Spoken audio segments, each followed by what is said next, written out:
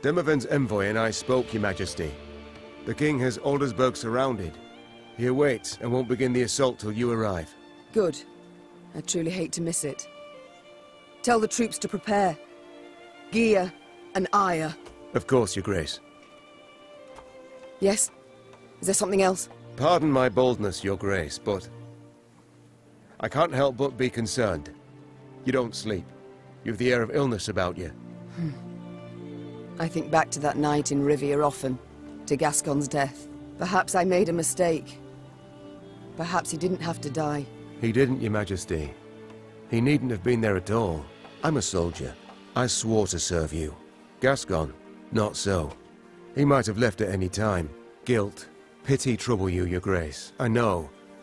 But he signed on willingly and knew exactly what for.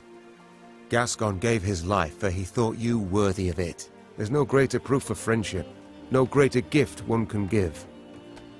Accept it, Your Grace, and remember him with gratitude, not sorrow. You're right.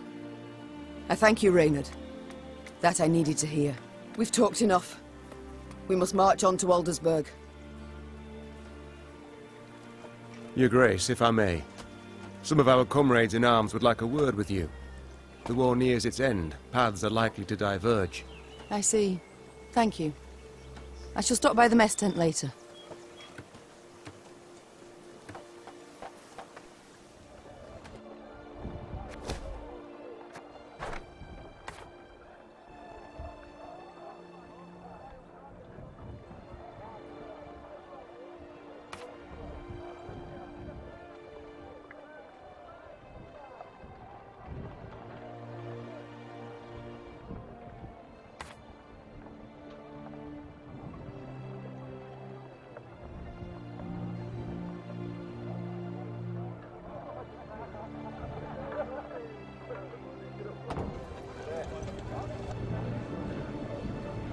Yes?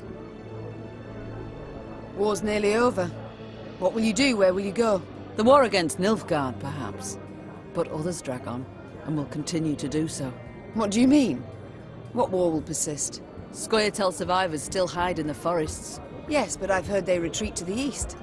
Simply let them go. Let them leave our lands. Why ever not? To see them return even stronger? No. We must slit their throats, one and all. Now. Crush them like worms beneath our boots. Rayla, at some point one must admit there's been pain enough. One must put away the bloodlust. I shall do so in my grave, and not a moment sooner. I must go. We'll speak later. You need my help with anything? Anything at all. I've ideas aplenty. We've come a long way, Barnabas. You've plans for the future? We may have won the war, but I've orders still on my plate. So many riddles unanswered, so many inventions unrevealed. Perhaps you could join my court. Continue your work there. Oh, we get along splendidly, Your Grace, I know. But that's simply not the life for me. In situ, one sees nothing new, as they say. Besides, I have some unsavory memories from my time at the court of King Nidemir. Come to think of it, I do wonder if they ever managed to put out that fire. I understand, Barnabas. Yet if ever you change your mind, you know where to find me. Thank you, Your Majesty. For everything. Time I attended to other matters. Ah, yes, you're still here. Off you go, then. Huh? What is it now? The war nears its end. Sadly. Sadly, why? I survived.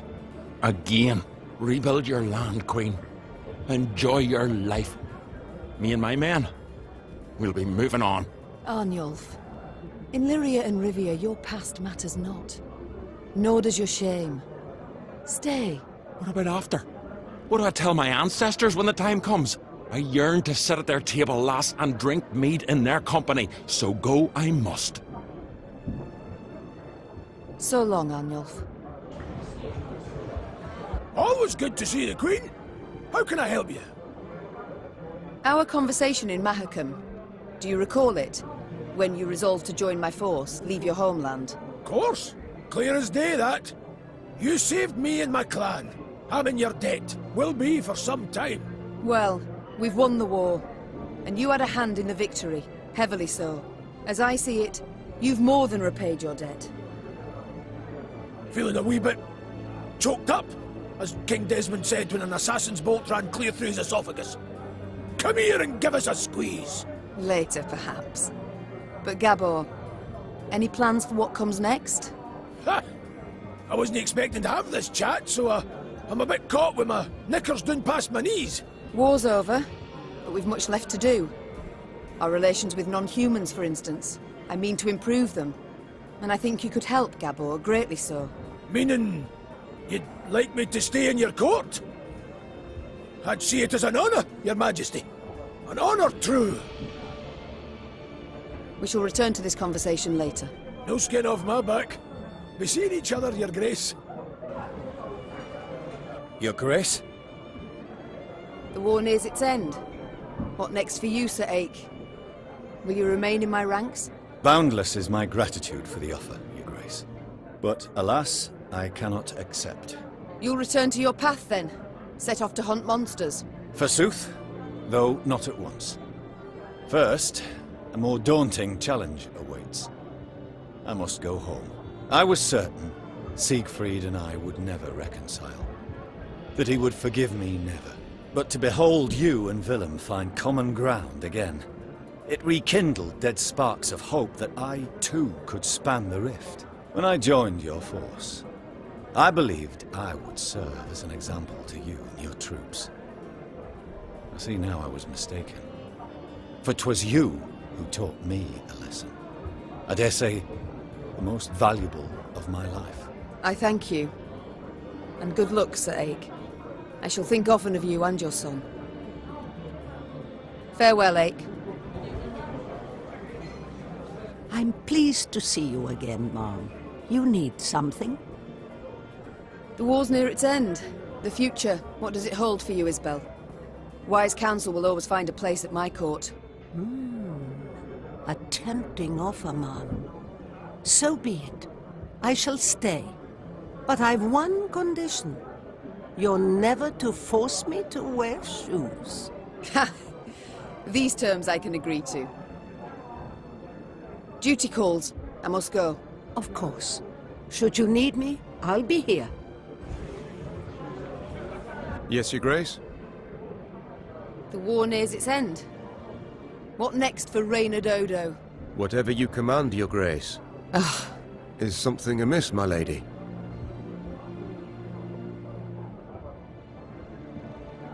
To be perfectly blunt, I've no wish to give you orders anymore. Your Grace? Would you wish me to leave? Remove me from the court? No, Reynard. I'd wish you to stay. But I'd no longer wish to be your queen alone. Do you catch my meaning? I do, Meath. I do. It's time I attended to other matters.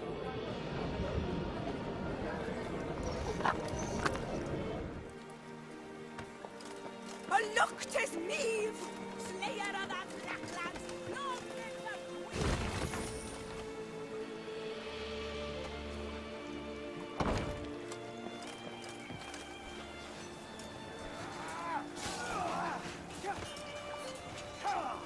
The Lyrian army had grown into a great serpent. So much so that riding at the column's tail, Meath could not see its head. Footmen, cavalry, and archers stretched like a glistening snake between two horizons. Meath had come a long way indeed, and she felt proud, as did Willem riding at her side. At first, the troops had eyed the prince suspiciously, if not with hatred. But they'd watched him fight for weeks now, and saw him as one of their own. Suddenly, Meath heard angry cries and the clash of steel against steel, all at the column's front. Close ranks! To the left! March left! Support the flank! Meath drew her sword, spurred her horse, and galloped forward along the line of troops. Then, through the swirling battle dust, she spotted shimmering golden suns. Normally disciplined, determined to an extreme, these Nilfgaardians quickly broke rank and ran. Deserters! Leaderless, Your Grace. A scout reported. Headed south, they was, towards the frontier. Chained prisoners now sat along the dusty road. Meave stopped in front of one. He was ragged and unshaven. Flies had taken an interest in his poorly bandaged hand. Spotting the Queen, he lowered his head and quivered with terror. I know you take us for savages, Began Meave, her gaze passing over several scraggy black-clads. but fear not. We shan't flay you alive nor eat you for dinner. And when a truce is signed, you'll be sent home, where I most sincerely hope you'll stay this time. As the Queen mounted her horse, she barely concealed a grimace. Her thighs were sore and chafed, her hands raw from the reins. But she bit her lip and rode on, for the prize was now very near.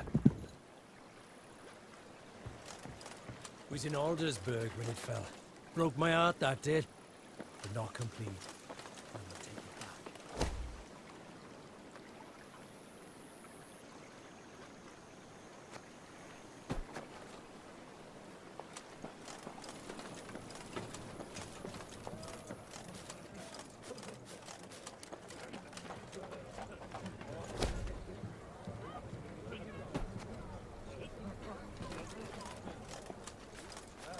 The good mothers guided you to victory. Meave was listening to a scout's report when screams suddenly burst from the prisoner transport. In a moment, Meave bore witness to a truly macabre sight. The Nilfgaardian captives to whom she had recently been merciful lay dead, massacred in cold blood among the camp's tents. Blast it all. Seethed the Queen, looking at the bloodied corpses.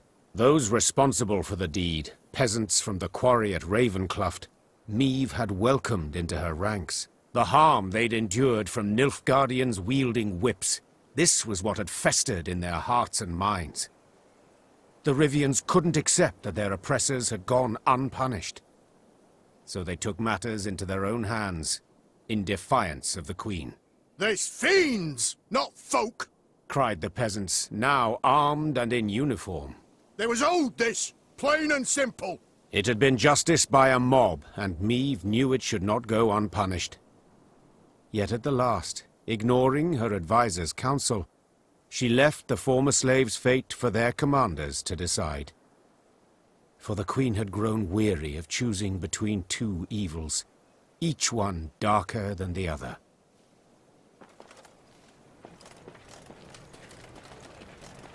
Long live me! Long live the Queen! Long live a liberator!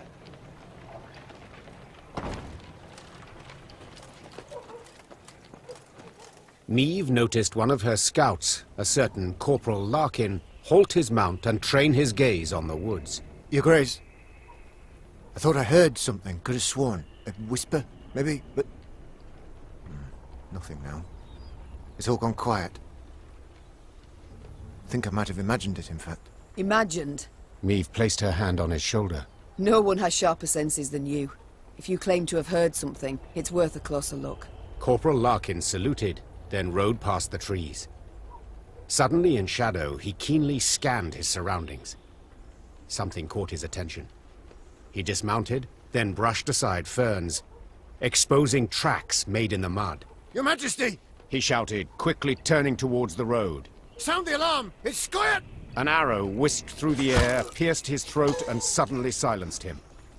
Then the forest came alive with cries in the Elder tongue. Elves on the attack. The Scoia'tael fighters stood no chance against Meave. When the sounds of battle finally ceased, the Queen, victorious, tossed aside her arrow-studded shield. She then ordered the commando's leader brought before her. She'd expected a ranter who would turn up his nose, spit in her face, and cry, "Death to all Dwan!" But the bloodied elf before her was no arrogant firebrand. He averted his gaze, and his lips gently trembled. Youthful you look, elf. How many summers to you? 30? More? 27, my lady. 27. A wonderful age. A shame to die so young. I beg you, Renna. For mercy, I ask. If not for me, then at the least for... Mercy? You jest. You wait in ambush, come at us like bandits, and now you dare ask for mercy? It was no ambush. Don't play me for a fool. I know what I saw, and I'm no stranger to warcraft. It's not you we wished to fight. Sverre. Then who killed Corporal Larkin, Werebubs? When we saw you on the high road, we fell back and hid in the wood. We wanted you to pass. Your scout's hearing very keen. He heard something, then spotted our tracks. You must understand. We had no choice. You know you might have surrendered. Like Dristan's commando. Is that what you mean? They laid down their arms before an Edirnian general, who ordered them hanged. One and all. If we're to die, we prefer to die bows and swords in hand. Why are you here? Were you to rescue Epdahi? Rescue someone? No, Renna. We flee. The Nilfgaardians have realized they'll lose the war and have renounced us. Without their support, we stand no chance. Demavend has loosed his hounds. They hunt our units one by one. He's offered 50 gold pieces for the head of each Scoia'tael. It's the same in Temeria and Kedwen, if not worse. We wish to join with Yorveth's unit, flee together as far as we could. It was our last hope. Why do you tell me all this? Because you listen still. You've not ordered me killed, so... you've clearly a heart. Eseth Aina Edu. Elves often speak beautiful words. But it's for their deeds you must judge them, Your Grace. Thermolderwood, remember what you saw. I beg you. So few of us remain. All tired, all wounded. We pose no threat. Let us leave your realm. Let us flee.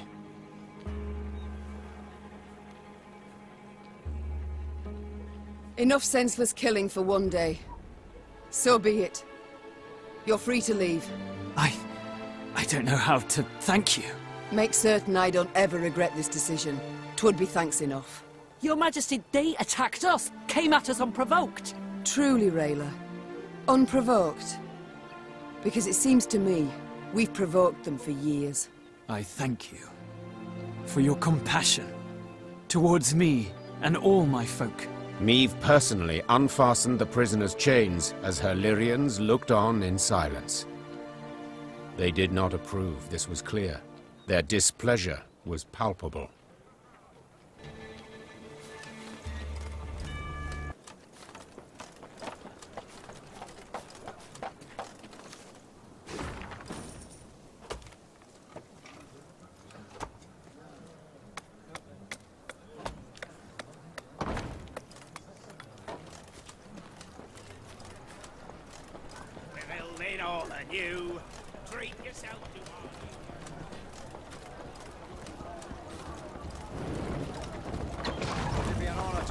Side, Majesty.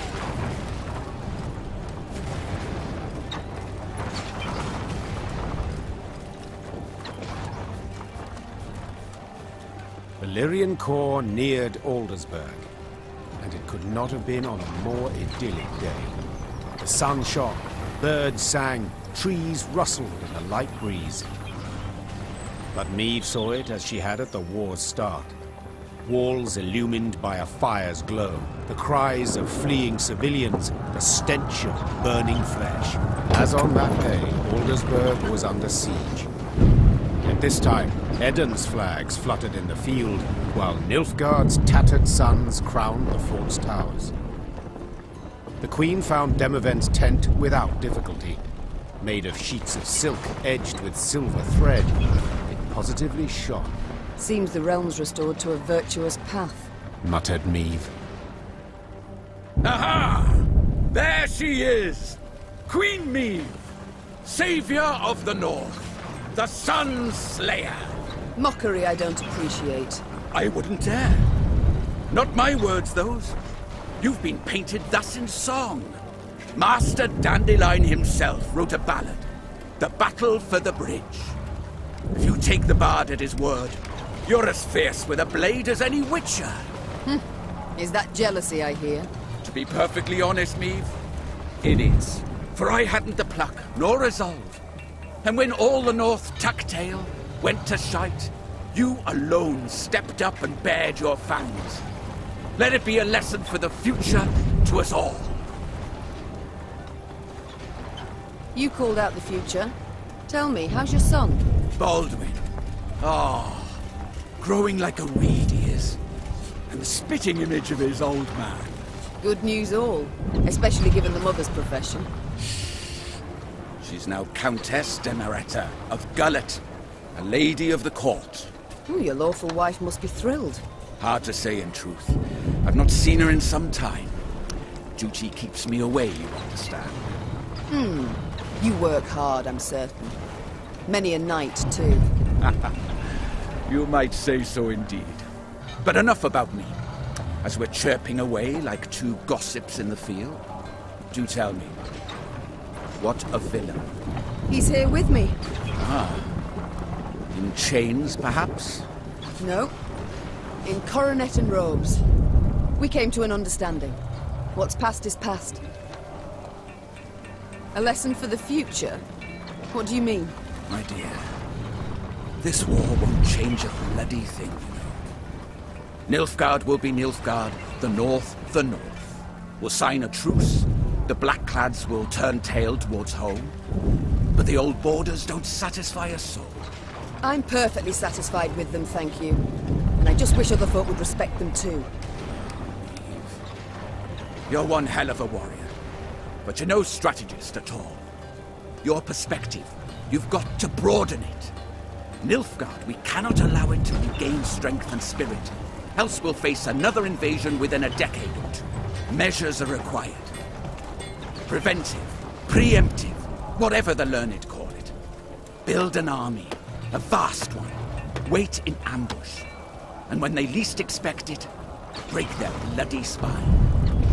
Just think, if we were to join forces... Enough. I don't wish to hear it. Won't even entertain the thought.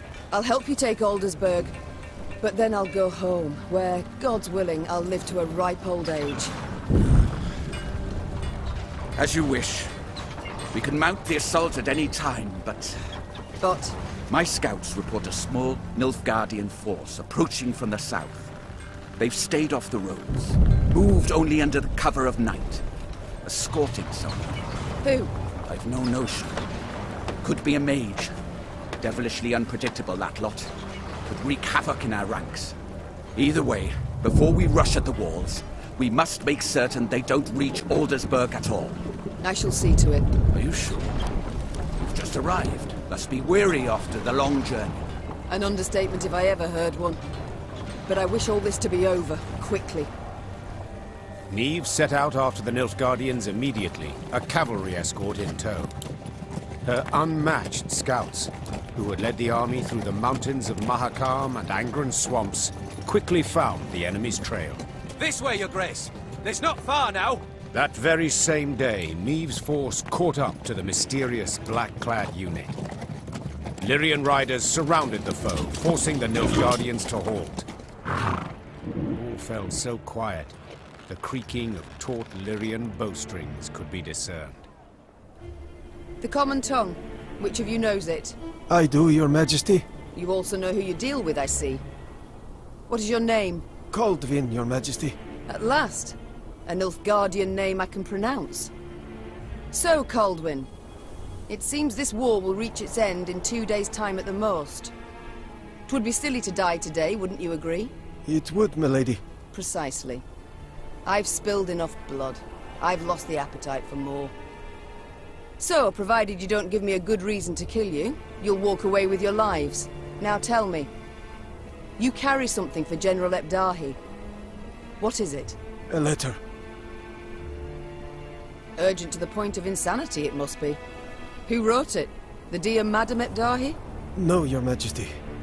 The Emperor. My. A letter from Emir himself. You must be an important person. A noble, or... Yet your uniform is simple, with no discernible distinctions. Who are you truly, Kaldwin? A spy? A simple messenger, Your Majesty. Don't lie.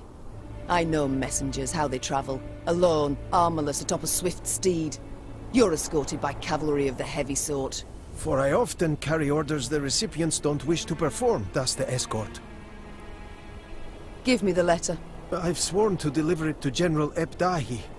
or to die in the quest to do so. Oh, very well. My translator shall read this letter, then return it to you.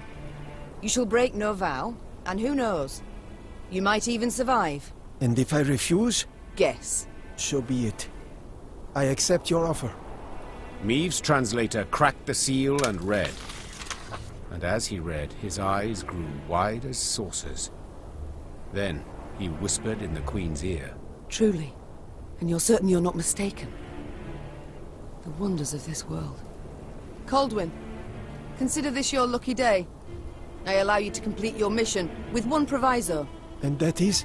That when you hand him the letter, you will give the General my regards. As Caldwin and escort set off towards Aldersburg, the Lyrian soldiers looked at their queen with disbelief. To leave a Nilfgaardian to fulfill a secretive task. Meave failed to stifle a rather mean laugh. They'll understand tomorrow, she thought. General Epdahi had prefaced Lyria's and Rivia's invasion with a series of arrogant demands. The Nilfgaardian had been impudent, as he had felt sure he'd achieve a quick and decisive victory. Yet several months on, he too received an ultimatum. One signed by Emperor Emir var Emreis himself. The missive was concise and left no room for interpretation. With General Epdahi dead, the Nilfgaardian army descended into chaos. The kings of the north, united, took advantage and struck at the foe. Their victory was complete. The Nordling forces cheered their commanders and monarchs, but for none so vehemently as the one queen among them. Many dream of achieving the impossible. Meave had done it. Through wit, determination, and boldness, she had thwarted the Nilfgaardian invasion. The queen would rule for many more years. Stern, yet ever just. Ah! So a lass saved the North from the Blackclads? That is one way to put it. Well, I'll be damned. And a chap, she find herself one in the end? Leave it be. Bloke's been spinning the tale all night. Story's done. Time we got some shut-eye. Yes. Particularly as we've yet a long road before us. Phew. Throat must be parched as old leather after all that. Except, I'm itching to know what happened to the lot of them. Reynard, Gascon. Ah, very well. Whom shall we start with? Willem? He worked hard to regain his mother's trust and respect.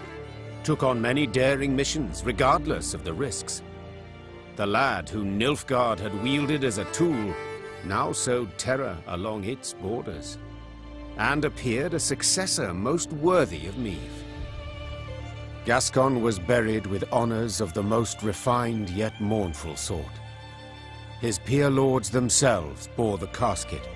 Soldiers in parade dress beat the funeral drums, and a new stone figure appeared beside the Brossard family vault, the very pointer from their crest, a ducal crown upon its head. As news of the Nordling victory filtered south, Nilfgaard's inhabitants greeted it with disbelief.